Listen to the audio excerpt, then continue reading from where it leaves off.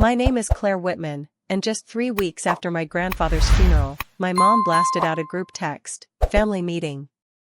Sunday, 4 p.m. Be punctual. No explanation. No softening it up. Just a command. And, like an idiot, I showed up. The house looked exactly like I remembered, freshly trimmed bushes, green shutters, and that porch swing nobody ever used. But the second I stepped inside, something felt off. It wasn't the lighting or the quiet. It was the way everyone sat, stiff, tense, in the living room, flanked by two strangers in sharp suits already waiting for me. Claire, my mom said with that frozen smile she always wore at church socials and school fundraisers, the one that never touched her eyes, meet our family consultants. She motioned toward the two men like they were old friends, as if this wasn't some kind of staged trap. One of them stood up to shake my hand.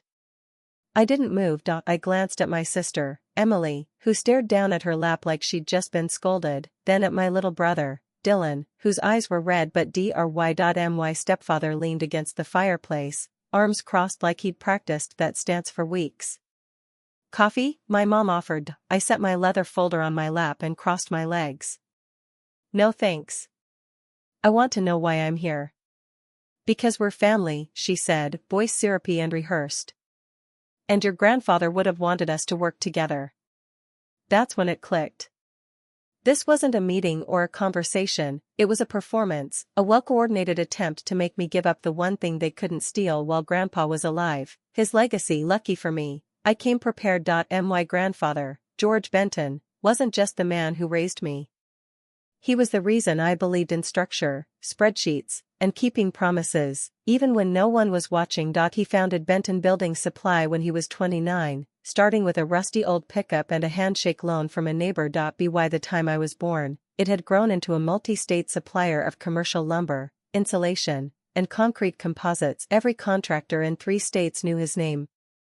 While my sister begged for glittery shoes and Dylan played with toy trains, I asked to visit the warehouse. I loved the sharp scent of pine, the hum of forklifts, and the way Grandpa's voice echoed under the steel rafters when he walked the floor. When I turned 12, he handed me my first ledger and said, "Let's see how your brain handles columns instead of crayons." I was hooked. My mom, Valerie, never got it. She liked nice things, and she liked them fast. Once, she told me, "Your grandfather builds warehouses. I build a lifestyle." That lifestyle included 3 maxed-out credit cards, a leased BMW, and a revolving door of crisis purchases, spa retreats for emotional healing, clearance handbags, and charity galas she called networking events. The will was read 2 weeks after the funeral in a wood-paneled conference room smelling of furniture polish and aged leather. Mom showed up in black silk and oversized sunglasses, like she'd just stepped off a soap opera set. Emily sniffled quietly through the preamble. Dylan looked confused. The lawyer, Mr. Thornton, spoke clearly as he went through the formalities: minor bequests, a scholarship to Grandpa's alma mater, a small trust for a retired employee. Then he read the part that froze the room. To my granddaughter, Claire Marie Whitman, I leave the remainder of my estate, including but not limited to all remaining shares in Benton Building Supply, my personal investment accounts, real estate holdings, and personal effects. I felt it before I heard anyone react. This has to be a mistake, my mother spat, pushing her sunglasses up on her forehead. He must have been confused. Read it again. I've read it several times, Mrs. Langston said coolly, not skipping a beat. Your father was crystal clear. My sister, Olivia, gasped like it was some dramatic line from a play. He loved all of us. He wouldn't choose favorites. My brother, Jacob, said nothing. He just rubbed his hands nervously, like he wasn't sure what to do with them. This can't be happening, my mom whispered. But at that moment, I realized I wasn't just his granddaughter anymore. I was the only heir to everything Samuel Langston had built from scratch. And honestly, I wasn't ready. Later that day, in the parking lot, my mother approached me, calm poison dripping from every word. Just sign it all over, she said. I'll divide it fairly. I'll make sure everyone's taken care of. I didn't answer, not because I doubted myself, but because I needed to choose my words carefully. I need time to think. She narrowed her eyes. This isn't yours, Claire. It's ours. Family money, family legacy. That's not what Grandpa said, I replied. Her facade cracked for a moment. He was manipulated. You spent too much time with him when he wasn't well. But he was well. 6 months before he died, he'd updated his will, fully lucid, completely intentional. I remembered that day clearly. He'd sat me down in his study and said, "They're going to hate this. But I built this for someone who understands what it cost me. That person isn't your mother." It wasn't a compliment. It was a burden, a responsibility, and it was mine now. The first message came that very night. It was from Olivia. "Please don't let this ruin everything. We're still your family." Then my mother, texting cold and sharp, "You'll understand once you have kids. Family always comes first." And then Jacob, a single word, sent at 1:45 a.m. Why, by morning, my voicemail was full. Old friends of my mother, women I hadn't seen since neighborhood bake sales back in middle school, calling me, "Claire, I'm heartbroken. Your mom always spoke so highly of you. This is such a disappointment." That word, disappointment, came up a lot. What they didn't see, what they never cared to understand, was what Grandpa and I had actually built together. Not just a business, but a bond forged in respect and hard work. I didn't inherit it like winning a lottery. I earned it, one spreadsheet, one late-night call, one warehouse visit at a time. But none of that mattered in the court of family opinion. 2 days later, Jacob showed up outside my apartment building. No call beforehand, just his hunched figure. Caught on the lobby security camera, hands shoved deep in his jacket pockets, looking like a kid who forgot his homework. When I opened the door, he didn't come inside. "I'm not here to fight," he said quietly. He glanced up, eyes bloodshot but steady. "Mom's losing it. She's already calling realtors. Says she wants to refinance the house before you freeze the assets." I blinked. "I haven't frozen anything." "She doesn't believe that, Claire. I just wanted to warn you, she's planning something." Then he turned and left. No hug. No handshake. Just walked back down the hall like he wasn't sure where he belonged anymore. I closed the door and stood there, silent, not angry, not sad, just empty. That night, Liam, my boyfriend and the only person who hadn't treated me like an ATM with a pulse, brought takeout and held my hand while I stared blankly at my dinner. "I want you to meet someone," he said gently. "Her name's Angela Marks. She's a probate lawyer, old friend from law school. She's not looking for a fight, unless you need one. She's here to protect you." I didn't say anything, but I nodded. The next morning, I called Angela. We met in a quiet office above a flower shop. No mahogany desks or intimidating glass walls, just plants, natural light, and someone who actually listened without interrupting. After hearing everything, she leaned back, fingers steepled. "You're already in the middle of a coordinated pressure campaign," she said. "Classic family guilt tactics. But based on the will, and what you've told me, you're on solid legal ground." "I don't want to fight," I said. "I just want it to stop." "Then we prepare," she said. "Document every message, every call, every visit, and don't sign anything, no matter what they call it." I agreed. It sounded simple, until the next message came. It was a photo. My mother, shopping for patio furniture, retail therapy through grief. She captioned it, #self-care. That same day, she texted me, saying she couldn't pay her utility bill, and that's when I started printing every message, every text, every voicemail. The official invitation showed up as a text from my mom. "Sunday, 3 p.m. at the house. Let's settle this. Bring all your paperwork." No signatures. No emojis. No softness. Just a timed grenade dropped into my phone. Angela didn't like it. "This feels like a setup," she warned. "It is," I replied. "But I'm not going in blind." She offered to come with me. I said no. I need to face them myself. "But stay close," one text from me, "and you're at the door in 60 seconds. I pulled up at 2:59 p.m. sharp. The curtains were closed. The porch smelled faintly of her perfume, which told me she'd been outside earlier, probably pacing and rehearsing. Before I could even knock, the door swung open. "Claire." Mom beamed, hair freshly done, teeth shining like a political candidate's poster. "Right on time."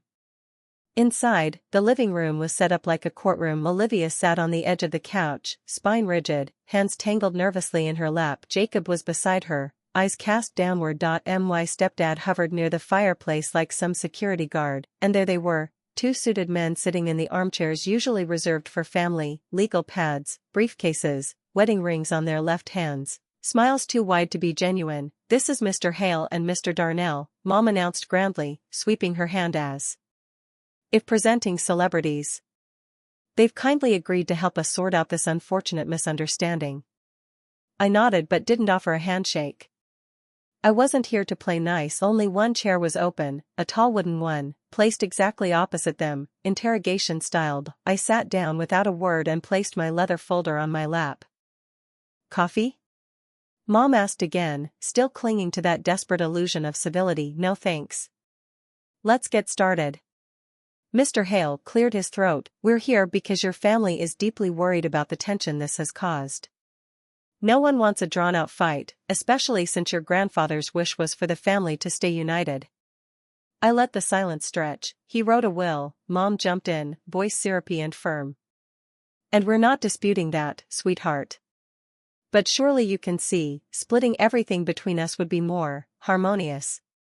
Harmony wasn't in the will either. Mr. Darnell opened his briefcase and slid a thick stack of papers across the table. "This is a voluntary redistribution agreement. You keep a healthy share, 20%. The rest returns to the family, as was always understood." "Understood by whom?" Olivia finally spoke up. "Grandpa was sick, Claire. He wasn't thinking straight. He thought you'd know what to do." "I do know," I said calmly, "which is why I'm not signing that."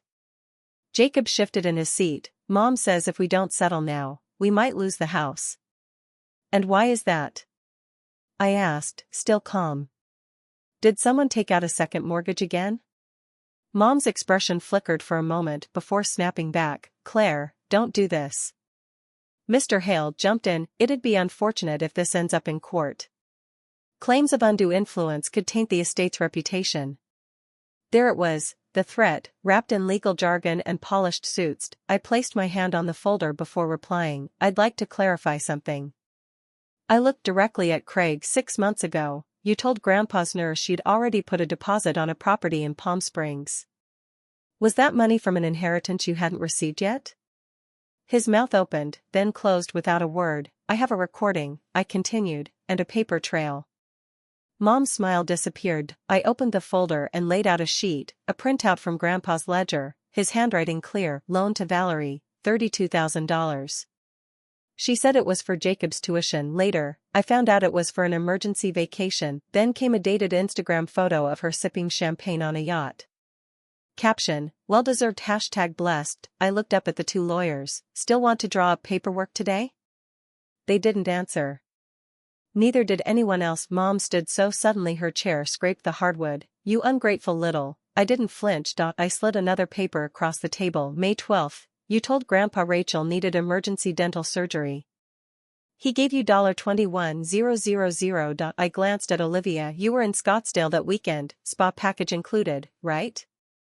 I remember the monogrammed robe. Olivia went pale. Craig cursed under his breath. "Claire, this is low," digging through a dead man's notes to turn his memory against his own family. "He wasn't confused," I said. "He was exhausted. And he kept records because he knew this would happen." I reached for the last item in my folder, a worn, sealed envelope, addressed in Grandpa's looping script, "For Claire, if they come for it." I didn't open it. Didn't need to, but the two men in suits were already shifting in their seats, the confidence draining from their posture. Mr. Hale adjusted his tie. "Miss Whitman, we were told this would be, that wasn't going to be a friendly chat from the start. And you're not their lawyer, right? Just hired guns putting on pressure." I turned to Mom. "You didn't tell them I already have a real attorney, did you?" "She's in the car outside. One word from me, and she's at the door." The two advisors stood almost in sync. "We'll excuse ourselves," one muttered, snapping his briefcase shut. "Mrs. Langston, we were unaware you had legal representation." Mom's face hardened like stone. "This isn't over," she hissed, Actually, it is, I said, standing slowly and deliberately gathering my papers. I'm not signing anything. I won't enable your spending. And I won't let you rewrite the past just because the present doesn't suit you. You owe us. I owe Grandpa. That's who I'm honoring. Then Jacob spoke up, voice quiet but clear about the cruise. The spa.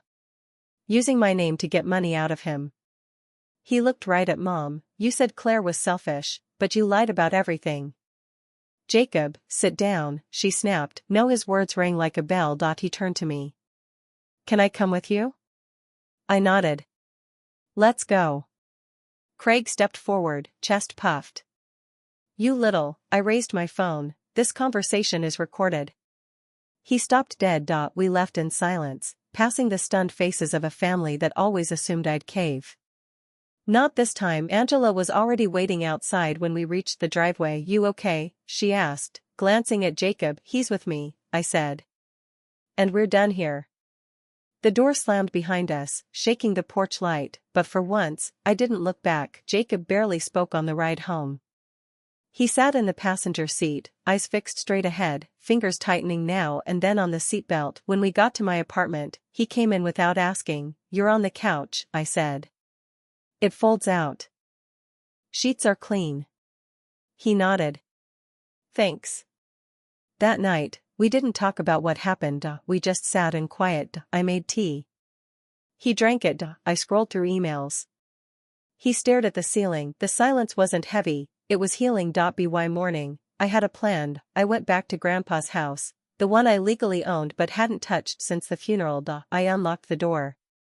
The air was thick with dust and memories. I headed straight to his study. The smell of old paper, cedar, and coffee still hung in the room. His desk was exactly as he'd left it. I opened the center drawer and found his journal. Flipping through, I saw everything: dates, numbers, names, notes in his sharp, straightforward handwriting, and a note I hadn't noticed before, scribbled in the margin near the back. Claire has what Valerie never learned: restraint and clarity. If she chooses to lead, this business may outlive me. If she chooses to love it, it may outlive us both. I sat there a long time, just breathing. That afternoon, I met Angela for lunch and showed her the journal. She helped me file it as supplemental evidence with the probate court, sealing any loopholes they might try to exploit later. We also drafted paperwork for a small educational trust in Jacob's name, just enough to support his degree without tying him to anyone's leash. Angela nodded as I signed the papers. This is clean, fair, and generous. When I got home that evening, Jacob was on the couch reading one of Grandpa's old trade magazines. You know, I said, leaning against the doorframe, Grandpa always wanted to expand into green materials, eco-friendly lumber, thermal concrete, but the board never moved fast enough. Jacob looked up. I remember. He used to rant about it at dinner. I smiled. What would you say to an internship? Real work. No shortcuts. He blinked. Are you serious? A slow smile spread across his face, relief, hope, maybe a little pride. Yeah, he said. I'd like that. We clinked mugs of cold tea in quiet agreement. It wasn't the legacy my mother wanted. It was better. A year later, I reopened the doors to Langston Lumber, not as the quiet granddaughter, but as the woman writing its next chapter. Jacob runs our eco division while finishing school. He's becoming the man Grandpa hoped he'd be: steady, capable, focused. Olivia reaches out sometimes, small and careful. I don't open the door wide. But I don't slam it shut either. My mother.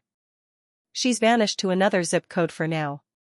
And that's fine. Some inheritances are measured in dollars, others are measured in scars, choices, and silence. Grandpa didn't leave me his empire because of favoritism. He left it because I was the only one who wouldn't burn it down. In his journal, he once wrote, Claire won't always be loved for doing what's right, but she'll sleep at night. He was right. The wealth he gave me wasn't in stocks or property. It was in clarity, boundaries, strength, and in the end, I didn't just carry his legacy, I built my own.